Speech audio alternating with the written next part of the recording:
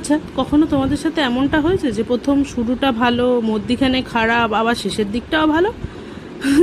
থাক, চলো তোমাদের সাথে শেয়ার করি। এই যে বাজে এখন 5টা, তো বীরের জন্য আমি এখন খাবার রেডি করছি।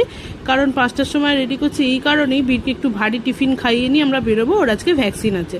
তো বীরের জন্য আমি বানাচ্ছি এদিকে সুজি, আর বীর রেডি হয়ে রয়েছে ওদিকে। আমি একটু গরম জলের মধ্যে খেজুরটা ভিজিয়ে নিই, যার জন্যে নরম হয়ে যায়। এইভাবেই খেজুর দিয়ে সুজিটা আমি খাওয়াই। তো দেখো বীর রেডি হয়ে গেছে, বীরকে কেমন লাগছে বলে। আর ওর দেখো এখন একটা সিটও লাগে বসতে গেলে। আর যাওয়ার পথে আমি আমার 2 বোনকেও তুলে নিয়েছিলাম, কারণ আমাদের যে হসপিটালে আমরা যাব তার খানিকটা দূরেই ওদের কম্পিউটার ক্লাস ছিল, সেই জন্য। তো বীর দেখো নাচানাচি করছে, কারণ ও তো জানতে পারছে না যে ওর ভ্যাকসিন হবে। প্যাক জুতো পড়ে গেছে, সেটা আওয়াজ হচ্ছে বলে এরকম নেচে নেচে সবাইকে দেখাচ্ছে। তো ভ্যাকসিন দেওয়া কমপ্লিট। এবার 2 মাসি মিলে ওকে হাসানোর চেষ্টা করছে, কিন্তু তার তো রাগ হয়েছে, সে কিছুতেই হাসবে না। তো ওদেরকে বাই বাই করে চলে এলাম। আমরা এখানে একটু আলু কাবলি, আলুর দম এইসব কিনেছিলাম। আর এই দেখো বীরকে হাসানোর চেষ্টা করছি, তাও হাসছে না।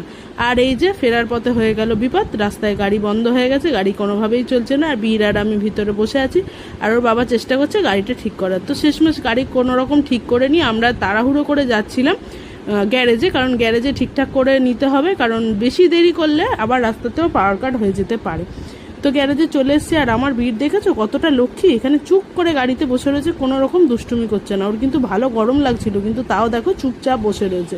এত শান্ত ছেলে সত্যি আমার ভাগ্যে যে ছিল আমি সেটা জানতাম না। যাই হোক, ফেরার পথে দেখো আবার দেখলাম পুরো এলাকা পাওয়ার কাট হয়ে গেছে। তো বেশিক্ষণ ছিল না, কারণ ডকেট করে দিয়েছিল। আর ফিরে এসে দেখো বীরের অবস্থা দেখো, এখানে ওর পায়ে যে ভ্যাকসিন দেওয়ার পরে যে টেপটা লাগিয়ে দিয়েছিল সেটাও খুঁটে তোলার চেষ্টা করছে। আর আমি এখানে একটু চা নিয়ে বসেছি, চা খাচ্ছি। আর বীর দেখো পড়াশোনা করছে, ওর মুডটা একটু চেঞ্জ করার চেষ্টা করছে, কারণ ওর ভ্যাকসিন পড়েছে তো খুবই দুঃখ লাগছে। ওকে খাওয়া দাওয়ার পরে এই দেখো রাত্রিবেলা আবার আমাদের মন ভালো করার জন্য ভাইয়া নিয়ে এসছে বিরিয়ানি।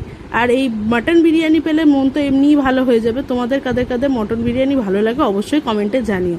আর ব্লগটা ভালো লাগলে অবশ্যই লাইক কমেন্ট শেয়ার করে দিও, চ্যানেলটা সাবস্ক্রাইব করতে ভুলো না। আজ আসি, টাটা।